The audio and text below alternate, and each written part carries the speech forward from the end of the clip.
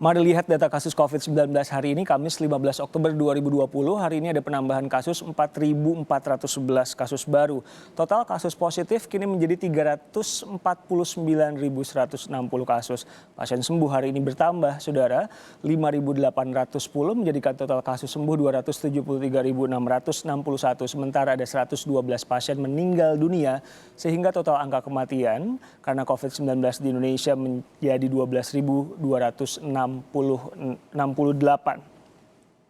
Kita lihat sebarannya, DKI Jakarta lagi-lagi menjadi provinsi dengan penambahan kasus paling tinggi, yaitu sebanyak 1.071 kasus, disusul Jawa Barat sebanyak 590 kasus, kemudian per 15 Oktober tentu saja. Provinsi ketiga dengan penambahan kasus terbanyak adalah Jawa Tengah dengan 472 kasus, ada juga Sumatera Barat dengan 363 kasus, dan Jawa Timur dengan penambahan 267 kasus. Kita akan membahas mengenai vaksin dan kasus COVID-19 di Indonesia bersama epidemiolog dari Universitas Indonesia, Triunis Miko Wahyono. Pak Tri dengan Riko, apa kabar? Baik, Alhamdulillah Mas Riko. Sebelum saya ke soal vaksin, saya mau nanya sama Pak Tri soal angka tadi, angka dan sebaran. Kalau dalam kurva kita ada di dalam posisi yang seperti apa, Pak? Jadi dalam kurva kita harus melihat mingguan begitu. Kalau dalam mingguan itu 4.500 rasanya meningkat begitu. Jadi itu dalam peak yang keberapa begitu. Jadi dalam kurva propagated seperti penyakit COVID-19 itu wabahnya propagated, puncaknya akan banyak. Jadi apakah itu puncak yang terbanyak kedua akibat dari demonstrasi kemarin sudah terlihat sekarang.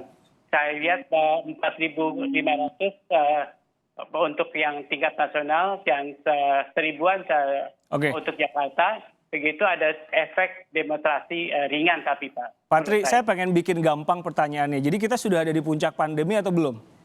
Waduh, puncak pandemi itu masih lama Pak. Jadi kalau ceritanya puncak pandemi itu kapan, yaitu puncaknya akan meningkat terus sampai vaksin itu ada di Indonesia. Tadi diperkirakan trimester pertama atau Januari sampai Maret begitu. Jadi itu baru 6 juta dosis begitu. Kemudian bulan Juni itu ada 100 juta dosis begitu. Kemudian bulan Desember itu ada 200 juta dosis. Baru bulan Desember saya perkirakan 2021 itu adalah puncak COVID, puncak wabah COVID 2021 Desember 2021. Oke. Anda bilang puncaknya belum. Kita kemarin Anda juga sempat bilang ada demonstrasi yang bisa saja menambah klaster penyebaran COVID-19. Belum akan beres juga demonstrasinya kayaknya. Pak Tri melihatnya gimana kalau dari sisi keilmuan? Apa cara yang ideal? Bagaimana mendudukan demonstrasi ini supaya tidak menjadi klaster baru? Apakah mungkin dilarang atau ada protokolnya atau gimana? Karena protokol kan susah, Pak.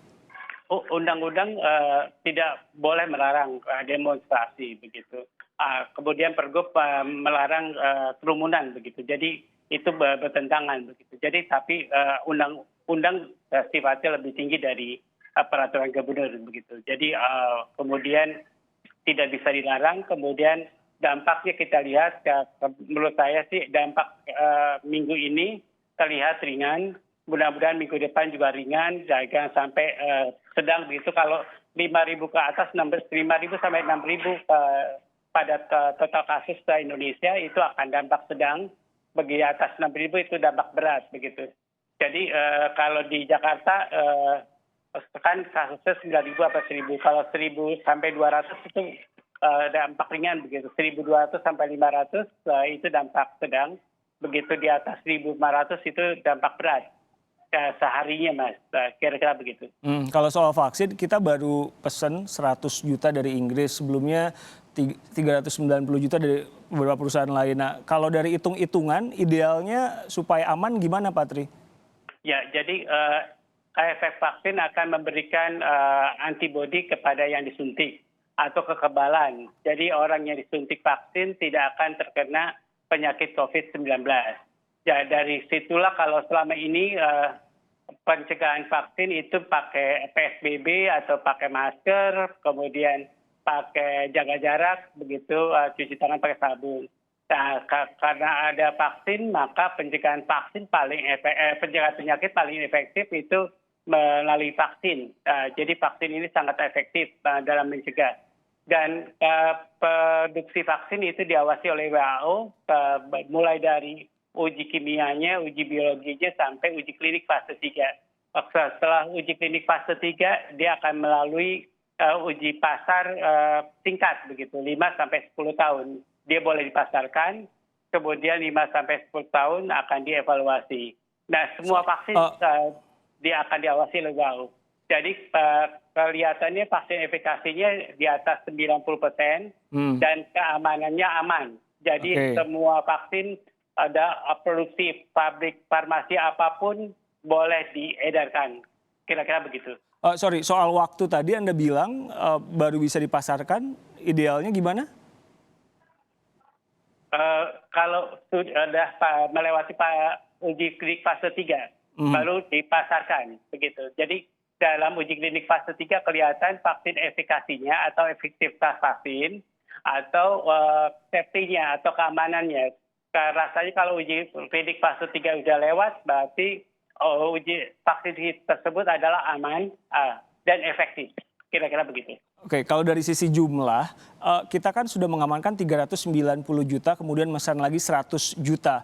Kalau dari sisi jumlah, idealnya supaya pasokannya aman, berapa untuk warga negara Indonesia, Pak Tri?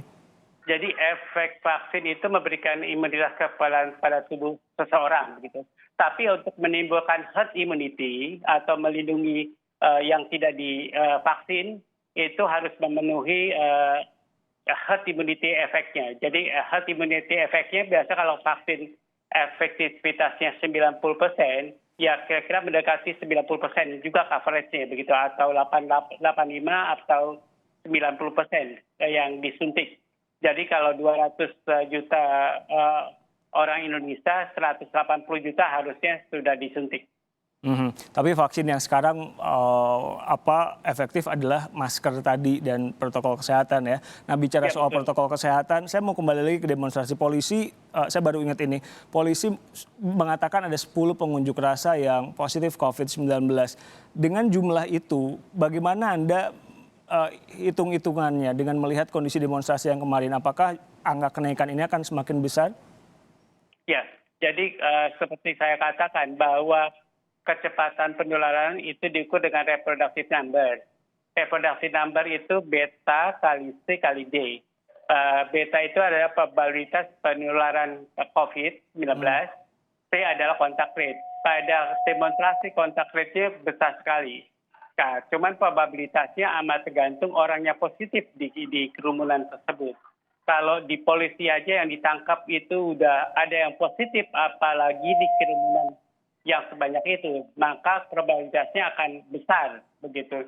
Kalau reproductive number itu sekarang itu tanpa adanya demo itu sekitar 1,2 atau 1,3, maka reproductive number-nya akan menjadi maksimal itu 2,3 atau 2,4.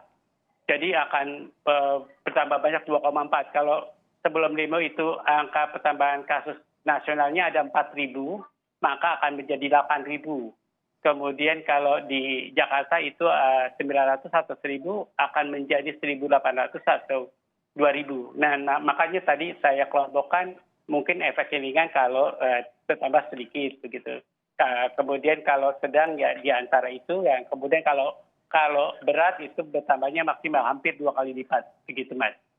Kalau tadi melihat ada 10 orang misalkan kalau kita pakai angka gitu, itu dampak yang bisa diukur tentu dengan tracing dan pengetesan sebetulnya. Tapi kalau Anda memperkirakan gimana?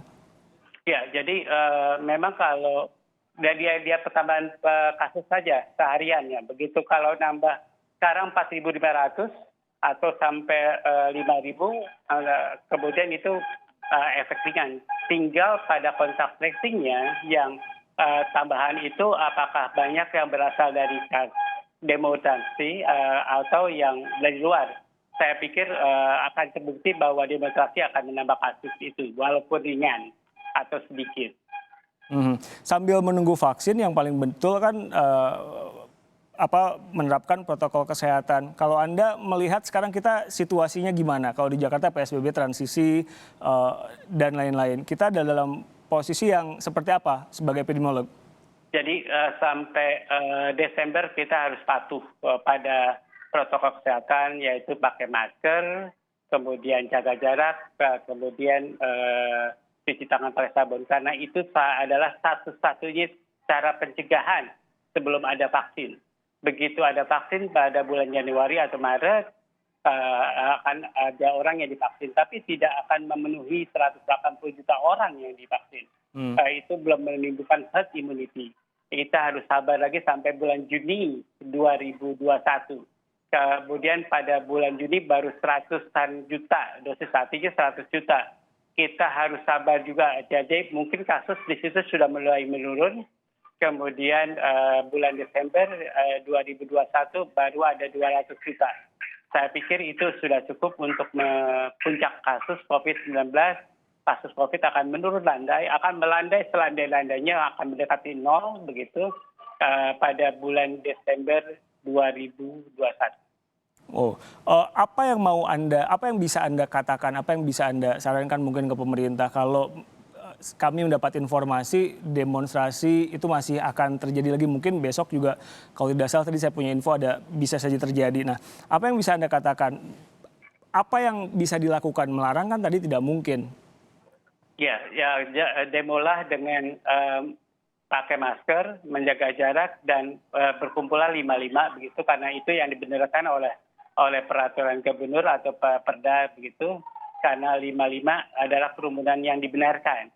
Maka demonstrasi adalah jalan cara yang benar, yang memenuhi hukum atau yang tidak dilarang begitu.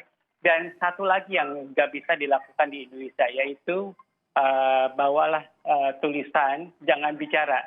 Karena kalau bicara itu kemungkinan penyebarannya akan maksimal begitu. Karena masker kain itu kalau bicara itu dropletnya akan penuh dan akan membuat basah, sulit bernapas, akan diturunkan di bawah hidung dan penularan akan efektif kalau masker sudah turun dari lubang hidung begitu. Baik, Tri Yunis Miko, epidemiolog Universitas Indonesia. Terima kasih Pak Tri meluangkan waktu untuk kami di Kompas Petang.